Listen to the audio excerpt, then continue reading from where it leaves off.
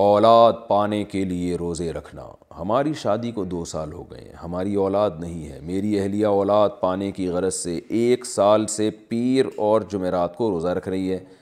کیا روزے میں بھوکا رہنے کی وجہ سے حمل ٹھہرنے میں کوئی دشواری ہو سکتی ہے؟ سہیل صاحب انڈیا سے۔ دیکھیں، حمل کا بھوک سے کوئی تعلق نہیں ہے۔ پریگننسی تو روزہ رکھ کے بھی ہو سکتی ہے۔ پیر اور جمعرات کا روزہ تو ویسے ہی سنت عمل ہے، وہ تو ویسے ہی رکھنا چاہیے، اور آپ کی وائف کی یہ نیت ہے کہ شاید اللہ اس کی برکت سے اولاد دے دے، تو اللہ سے امید بھی کی جا سکتی ہے کہ عبادت کر کے جو دعا کی جاتی ہے وہ زیادہ قبول ہوتی ہے۔ حضرت زکریا علیہ السلام محراب میں نماز پڑھ رہے تھے، پھر اللہ سے دعا مانگی کہ رب لا تذرنی فردا وانت خیر الوارثین، اے اللہ مجھے اکیلا نہ چھوڑ، مجھے اولاد چاہیے، تو بہترین وارث ہے۔ اور سورہ مریم میں جو اللہ نے ذکر کیا، اذ نادى ربه نداء خفيا قال رب انی وهن العظم منی واشتعل الرأس شیبا ولم اکن بدعائک رب شقیا، کہ اللہ میری ہڈیاں بوسیدہ ہو گئیں، بال سفید ہو گئے، لیکن میں تجھ سے ابھی بھی امیدیں لگا کے بیٹھا ہوں۔ تو اللہ نے آپ کو بڑھاپے میں اولاد دی، تو عبادت کر کے دعا مانگنے میں قبولیت کا امکان زیادہ ہوتا ہے۔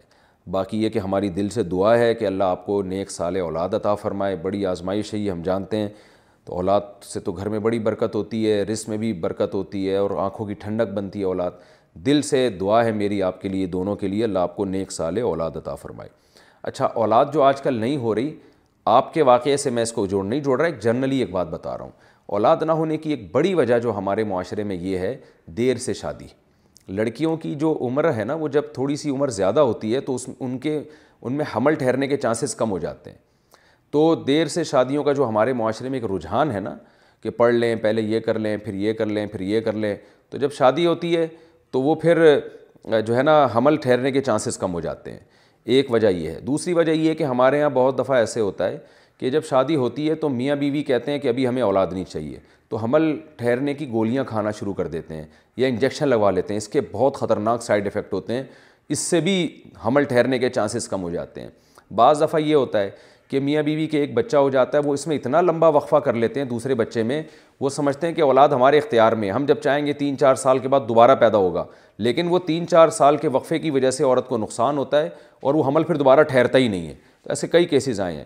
تو اس لیے، اور یہ بھی ایک بات بتاؤں جو ایک کینسر کے بہت بڑے اسپیشلسٹ نے بتائی مجھے، یعنی میں نے ان سے براہ راست سنی ہے، کہ جو دیر سے لڑکیوں کی شادیاں ہو رہی ہیں، یہ بریسٹ کینسر کا بھی ذریعہ ہے۔ آج کل خواتین میں جو بریسٹ کینسر کی بیماری بہت خطرناک پھیل چکی ہے، اس کی ایک وجہ یہ بھی ہے کہ دیر سے شادی۔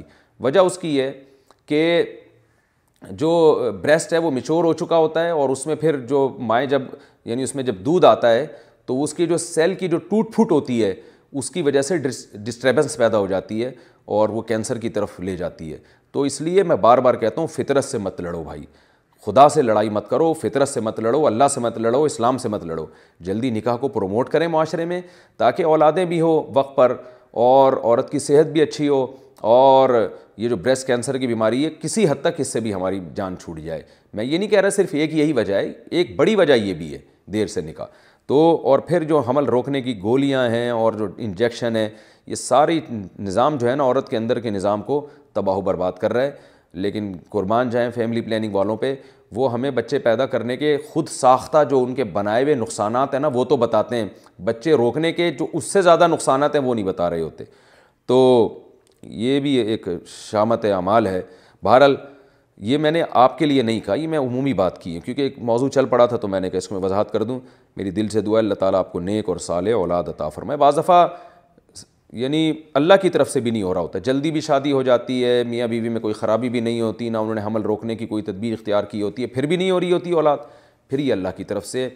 تو اللہ سے بس اچھی امیدیں لگانی چاہیے، اور جو آزمائش مقدر ہے اس پہ صبر کرنا چاہیے۔